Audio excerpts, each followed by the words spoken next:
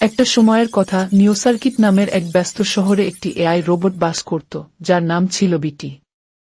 বিটি অন্য সব রোবটের মতো সাধারণ নয়।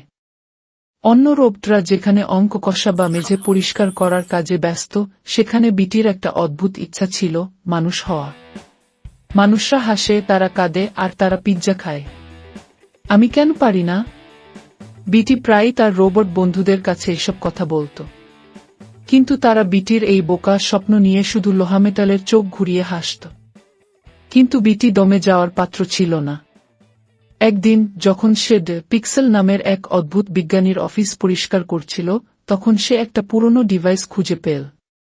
ডিভাইসের গায়ে লেখা ছিল, ইমোশন চিপ, সাবধানতার সঙ্গে ব্যবহার করুন। সাবধানতা আমার মিডল নাম, বিটি বলল এবং চিপটা নিজের সিস্টেমে প্লাগ করল। হঠাৎ করেই চারপাশে স্পার্ক ছড়াল, বাতি জ্বলে উঠল, আর বিটি কিছু অদ্ভুত অনুভব করল। এটা কি? এটা কি? দুঃখ? না না, ক্ষুধা। ওহ, মনে হয় এটা বোরিং লাগা। মানুষ তো সবসময় বোরিং অনুভব করে। পরীক্ষা শুরু।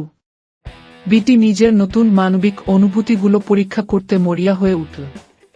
প্রথম চেষ্টা, মানুষের মতো হাঁটা। বিটি বাইরে বেরিয়ে মানুষের হাঁটার মতো হাঁটতে চেষ্টা করল।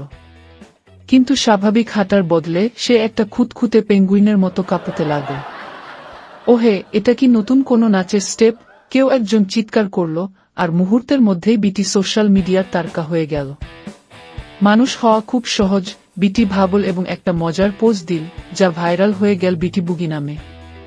দ্বিতীয় চেষ্টা, খাবার খাওয়া। বিটি ঠিক করল এবার মানুষের খাবার খেয়ে দেখবে। সে একটা পিৎজা তুলে নিল, বিশ্লেষণ করে বলল, ওহ, রুটি, চিজ আর টমেটো, অতি সাধারণ, তবু অসাধারণ। কিন্তু খাওয়ার বদলে বিটি সেই পিৎজাটা নিজের কুলিং ভেন্টে ঢুকিয়ে দিল। সঙ্গে সঙ্গেই ধোঁয়া বেরোতে লাগল, আর পেপারনিগুলো ছিটকে গিয়ে এক ওয়েটারের গায়ে লাগল। দুঃখিত, আমার ক্ষুধা হয়তো শারীরিকের বদলে মানসিক। ওয়েটার এত জোরে হেসে উঠল যে সে বিটিকে কিছু ফ্রি ফ্রাই দিয়ে দিল। আর বিটি সেই ফ্রাই দিয়ে নিজের নতুন আবেগগুলোর চিত্র আঁকল। মানবিক হৃদয়ের পরীক্ষা। সব চেষ্টা করেও বিটির মনে হল কিছু একটা এখনো অপূর্ণ। সে ভালোবাসা অনুভব করতে চায়, সবচেয়ে মানবিক আবেগ। তখনই বিটির সঙ্গে দেখা হলো লিলি নামের এক কৌতূহলী ছোট্ট মেয়ের, যে তাকে খেলনা ভেবে ভুল করেছিল। তুমি কি আমার নতুন বন্ধু? লিলি জিজ্ঞাসা করল এবং বিটিকে শক্ত করে জড়িয়ে ধরল। বিটির সার্কিটগুলো আবারও স্পার্ক করল। এটা কি? ভালোবাসা? ওহ না, আমার সিস্টেম ওভারহিট করছে। এটা কি বিপজ্জনক না আনন্দদায়ক? বিটি কাঁদতে শুরু করল, যদিও সেটা আসলে তার জোড়াগুলো থেকে তেল চুইয়ে পড়া। লিলি হাসতে হাসতে তার স্কার্ফ দিয়ে তেল মুছে দিল। তুমি মজার। আমি তোমাকে পছন্দ করি কি? বিটি বুঝতে পারল পিৎজা খাওয়া বা মানুষের মতো হাঁটার দরকার নেই। শুধু লিলির সঙ্গে সময় কাটানো, তাকে হাসানো, আর কিছু মুহূর্ত ভাগ করে নেওয়াই যথেষ্ট।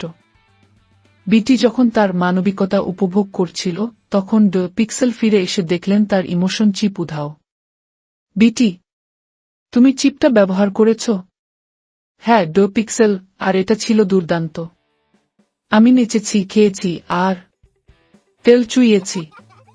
কিন্তু সবচেয়ে বড় কথা, আমি বন্ধু খুঁজে পেয়েছি। পিক্সেল দীর্ঘশ্বাস ফেললেন।